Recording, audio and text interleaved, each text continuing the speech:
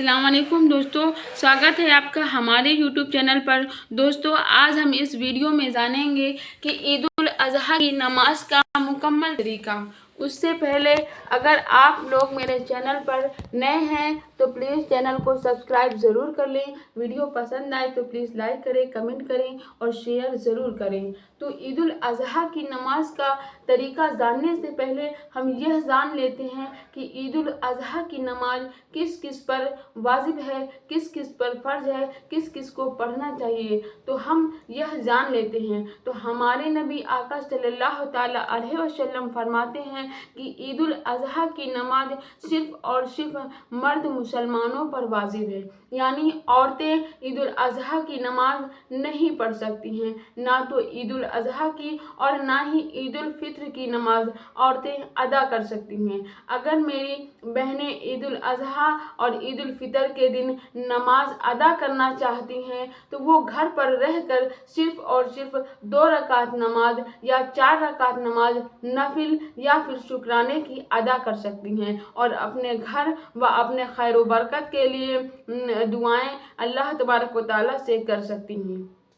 और मेरी बहनें एक बात का ख़ास ख्याल रखें कि जब तक मर्दों की नमाज मुकम्मल नहीं हो जाती उससे पहले आप ईद उल अज़हा के दिन, ईद उल फितर के दिन जो नमाज आपने अदा करनी है, शुक्राने की हो या फिर नफिल नमाज आपने अदा करनी है, तो जब तक मर्दों की नमाज मुकम्मल नहीं हो जाएगी, अदा नहीं हो जाएगी, तब तक आप जो है कोई भी नमाज अदा नहीं कर सकती हैं। ना तो नफिल नमाज अदा कर सकती हैं और ना ही शुक्राने की नमाज अदा करती हैं। तो इस बात का आप लोग जो है खास ख्याल रखें। तो उससे चलिए हम आपको बताते हैं कि ईद उल अज़हा की नमाज का तरीका जो रसूल पाक सल्लल्लाहु ताला अलैहि वसल्लम ने बताया है मेरे भाइयों के लिए, वो तरीका क्या है तो वह जान लेते हैं। तो सबसे पहले आपको नियत बांधनी है कि नियत करता हूँ 2 रकात नमाज ईद उल अज़हा की वाजिब वाहिद 6 तकबीरों के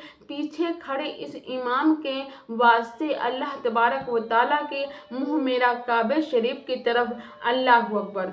इतना कहने के बाद आपको इमाम साहब के साथ अल्लाहु अकबर कह के दोनों हाथ बांध कर आपको सना पढ़नी है। सना पढ़ने के बाद जब इमाम साहब 3 तकबीरें वाहिद होंगी और अल्लाहु अकबर कहेंगे तो आपको भी अपने कानों तक हाथ ले जाना है। पहली तकबीर में आपको कानों तक हाथ ले जाकर हाथ छोड़ देना है, नीचे आकर हाथ छोड़ देना है। फिर जब दूसरी दफ़ा दूसरी तकबीर में इमाम साहब अल्लाहु अकबर कहेंगे तो आपको भी अपने कानों तक अल्लाहु अकबर के लिए हाथ ले जाना है और नीचे आकर हाथ छोड़ देना है। जब तीसरी दफ़ा इमाम साहब अल्लाहु अकबर कहेंगे तो आपको भी तीसरी दफ़ा तीसरी तकबीर में अल्लाहु अकबर कहना है और कानों तक हाथ ले जाना है और फिर हाथ जो है तीसरी दफ़ा में आपको छोड़ना नहीं है, बांध लेना है। फिर इसी तरीके से आपकी पहली रकात जो है मुकम्मल हो जाती है। अब दूसरी रकात में इमाम साहब खड़े होंगे, साथ में आपको भी अल्लाहु अकबर कह के खड़ा होना है और इमाम साहब सूरह फातिहा पढ़ेंगे। सूरह फातिहा के बाद कोई दूसरी सूरत पढ़ेंगे और फिर 3 तकबीरें वाहिद होंगी। इन तीनों तकबीरों में आपको जो है रुकू से पहले ये 3 तकबीरें वाहिद होंगी तो आपको भी इमाम साहब के साथ अल्लाहु अकबर कह के हाथों को कानों तक ले जाना है और नीचे आकर हाथ छोड़ देने हैं। फिर जब पहली तकबीर हो जाएगी फिर दूसरी तकबीर इसी तरीके से अल्लाहु अकबर के लिए आपको कानों तक हाथ ले जाने हैं और आपको नीचे आकर हाथ छोड़ देने हैं। फिर तीसरी तकबीर में आपको कानों तक हाथ ले जाना है और फिर नीचे आकर हाथ छोड़ देना है और फिर आपको रुकू में जाना है। रुकू के बाद अल्लाहु अकबर कह के आपको खड़े होना है। फिर नीचे समय अल्लाहु लिमन हम्दा कहकर फिर आपको अल्लाहु अकबर कहने के बाद फिर सजदे में जाना है और सजदा अदा करना है।